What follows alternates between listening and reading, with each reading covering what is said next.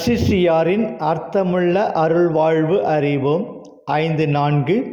வழங்குபவர் அருள்முனைவர் ஆ. சோசை ராஜா, Franciscan Capuchin. நாள் 2/3/2024 வெள்ளி.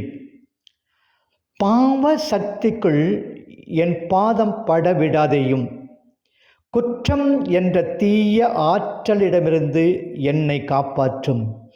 சோதனை என்னும் சக்திக்குள்ளிருந்தும் கடந்து போகும் அற்ப பொருட்களிடமிருந்தும் என்னை விடுவித்தருளும்.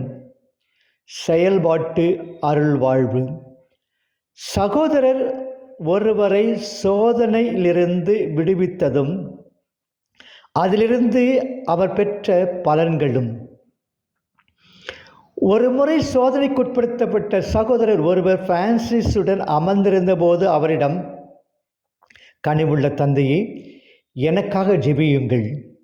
ஏனென்றால் நான் சோதனைகளால் என் பலத்திற்கு அப்பாற்பட்டு அதிகமாக அலைகழிக்கப்படுகிறேன் என்பது உமக்கு நன்கு தெரியும். நீங்கள் எனக்காக மன்றாடினால் நான் எனது சோதனைகளிலிருந்து உடனடியாக விடுபடுவேன் என்று உறுதியாக நம்புகிறேன் என்று கேட்டுக்கொண்டார். புனித பிரான்சிஸ் அவரிடம், மகனே, நான் சொல்வதை நம்பு. நீர் இந்த சோதனையின் பொருட்டு இன்னும் கூடுதலாகவே கடவுளின் ஊழியனாய் இருக்கிறீர். ஏனெனில் நீர் எவ்வளவுக்கு சோதிக்கப்படுகிறீரோ அந்த அளவுக்கு நான் உங்களை அன்பு செய்வேன். உண்மையில் சொல்லப்போனால் ஒருவர் சோதனைகளையும் வேதனைகளையும் சந்தித்தால் மட்டுமே தன்னை கடவுளின் ஊழியன் என்று எண்ண வேண்டும் என்று அவருக்கு கூறினார். ஒரு சோதனையை வெல்வது என்பது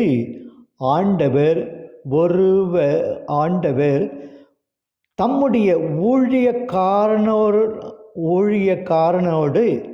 மன ஒப்பந்தம் செய்து கொள்ள அளிக்கும் ஒரு மோதிரமாகும்.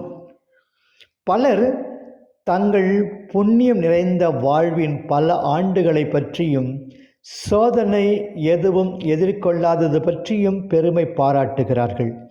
போர் தொடங்குவதற்கு முன்பே அதை பற்றிய பயமே அவர்களை நிர்மூலமாக்கிவிடும். ஆகவே அவர்களுடைய ஆவியின் வலுவின்மையை ஆண்டவர் அறிந்து வைத்துள்ளார் என்பதை அவர்கள் உணர்ந்து கொள்ள வேண்டும். அதிக பலம் கொண்டவர்களால் மட்டும்தான் கடினமான போரை சந்தித்து போராட முனைகிறது. அசிசியாரின் அர்த்தமுள்ள அருள்வாழ்வு. இறைவன் நமக்கு மன சுதந்திரம் கொடுத்துள்ளார். மன சுதந்திரம், அதனை கொண்டு நாம் கடவுளை நம்பி அவருடைய வார்த்தையையும் கட்டளையையும் கடைபிடித்து வாழும் வாழ்வை நாமே தேர்ந்து கொள்ளலாம். அல்லது கடவுள் இல்லாத வாழ்வை தேர்ந்து கொள்ளும் உரிமையும் நம்மிடமே உள்ளது. கடவுள் என்னை பார்க்கிறாரா, என்னை அன்பு செய்கிறாரா என்ற ஐயம் நமக்குள்ளே எழலாம். கடவுளை பற்றி ஏன் கவலைப்படுகிறார்? அவர் எனக்கு உதவ மாட்டார், அவர் இல்லாமலேயே நான் வாழ முடியும், நீ சுகமாக வாழலாம், உனக்கு நிறைய மகிழ்ச்சி உண்டு என்றபடி எல்லாம் உன்னை சாத்தான் கூட அலைகழிப்பான். சோதனை என்பது பரிசோதனைக்கு உட்படுவது, நம்மை ஆட்டி படைக்கும் ஓர் அனுபவம், எனக்குத்தானே ஒரு முடிவு எடுக்க செய்வது, இதயத்தில் ஒரு தீர்மானத்திற்கு வர செய்வது. மனிதர்கள் சோதனைக்கு இணங்கிவிடக்கூடும், பாவத்தில் வழிகூடும். நான் சோதனைக்குட்படுத்தப்படும் போது எனது சுதந்திரம் ஆபத்துக்குள்ளாகிற அது எனக்கும் கடவுளுக்கும் இடையே நிகழும் ஒன்று. சோதனை வரும்போது அதற்கு ஒப்புதல் அளிக்க வேண்டும் என்று பொருள் அல்ல. அதனை எதிர்க்க முடியும். சோதிக்கப்படுவதற்கும் சோதனைக்கு உட்படுவதற்கும் இடையே உள்ள வேறுபாட்டை உய்த்துணர இயேசுவை நோக்கி மன்றாட வேண்டும். மன்றாட்டினால்தான் இயேசு சோதிப்பவனை விரட்டி அடித்தார். வீணாக ஒன்றும் அவர் தனது தந்தைக்கு உண்மை உள்ளவராக இருக்கவில்லை. நாமும் சோதனைக்கு உட்படுத்தும் போது உண்மையுள்ள கடவுள் சோதனையை உறுதியுடன் எதிர்த்து நிற்க தமது அருளினை தருகிறார் என்று திண்ணமாய் இருக்கலாம்.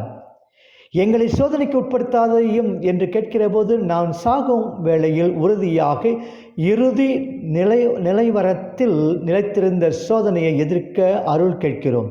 இதோ நான் ஒரு திருடனை போல் வருகிறேன், விழித்திருப்பவர் பேறு பெற்றவர்.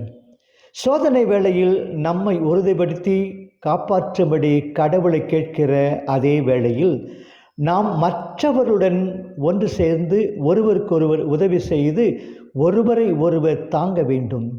நாம் மற்றவரை சோதனைக்கு உட்படுத்தாதபடி இடரலாய் இராதபடி பார்த்து கொள்ள வேண்டும். ஒருவர் தனியாக இருந்தால் அது பலவீனம், எளிதில் சோதனைக்கு உட்பட்டு அசைக்கப்படுவார்.